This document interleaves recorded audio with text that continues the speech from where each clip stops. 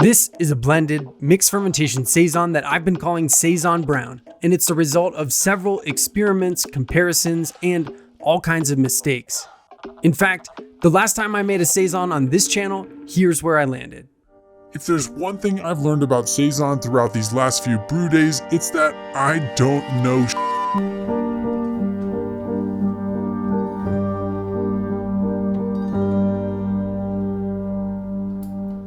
But looking back, I don't know if I was even asking the right questions to begin with. Saison is meant to be scrappy and playful. It can be clean, funky, sharp, smooth, anything goes. So today I'm gonna do whatever the f I want. Let's make some beer.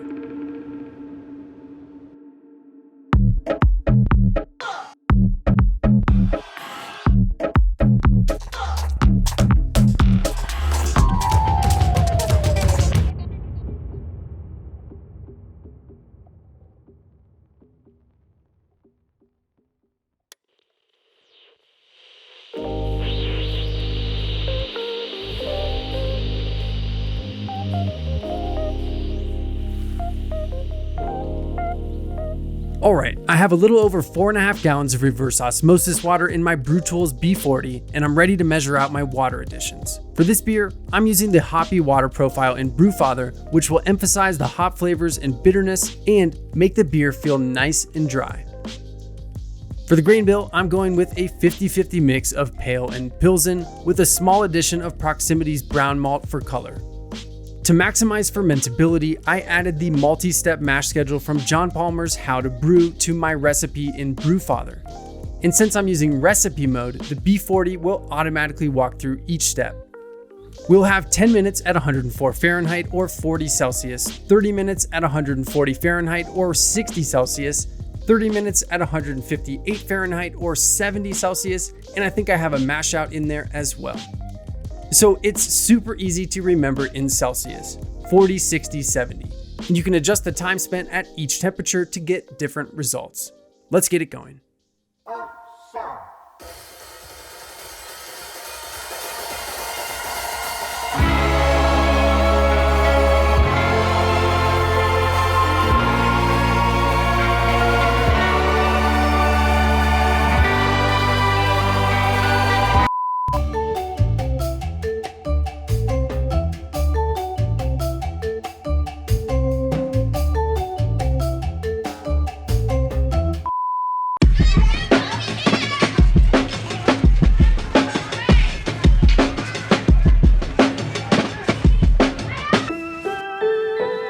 Okay, according to John Palmer, the first step at 104 improves liquefaction and promotes enzyme activity.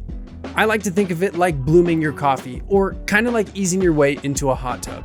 No need for recirculation quite yet, I just want the grains to get nice and comfy, and then 10 minutes later, we'll cruise up to the next step.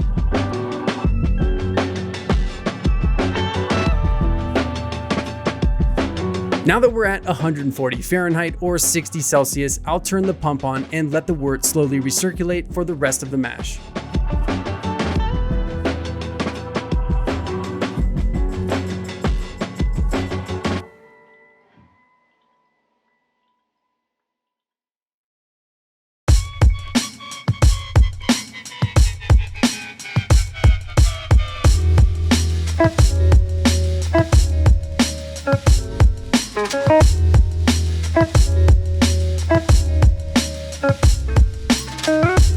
All right, time to yank these grains and get our boil started.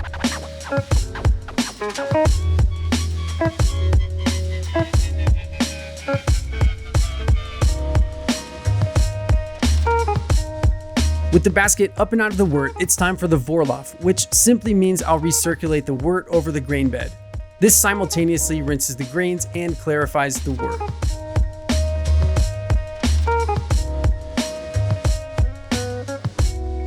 Sweet, now I'll switch to the sparge manifold and sparge with a little less than 2 gallons of water, targeting about 6 gallons total volume.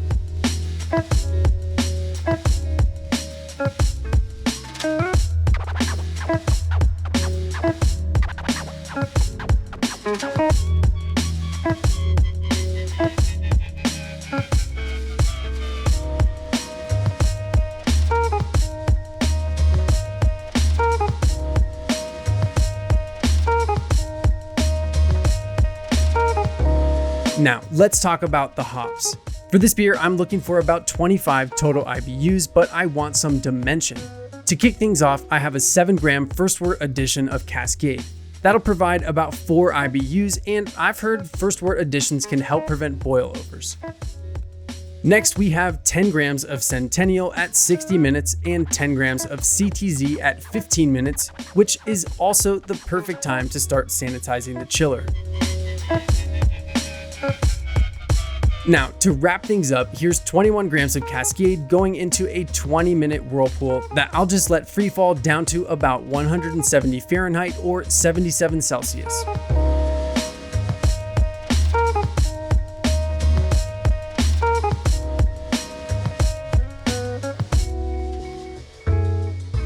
And just like that, it's time to chill this thing down and get ready for fermentation.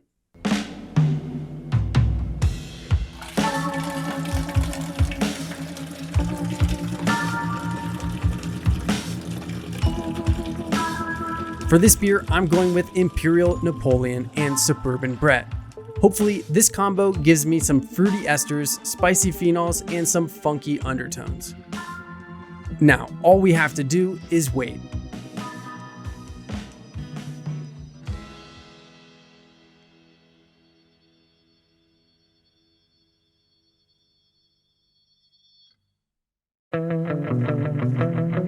It's been 4 months since brew day, and after tasting the results, I'm changing the plans. Originally, I intended to dry hop this Saison with more Cascade and CTZ, but then I remembered something. This is my half-barrel foeder that I've been using as a Solera, and I still have quite a bit left over from the first pull. Some of it I aged with peaches and dragon fruit, and some is straight from the foeder. This new Saison tastes like a perfect blending partner, so that's exactly what I'm gonna do. The first step is to make some small scale blends until you find something you like. The plain Solera is great, but because it's pretty young and doesn't have much hop character, it can feel a little thin and underwhelming. But the new Saison balances that out. And the fruited Solera is a little too sharp on its own, but with a blend, you can dial that in to the perfect acidity. Eventually, I settled with 40% new Saison, 40% plain Solera, and 20% fruited Solera. Let's see how it turned out.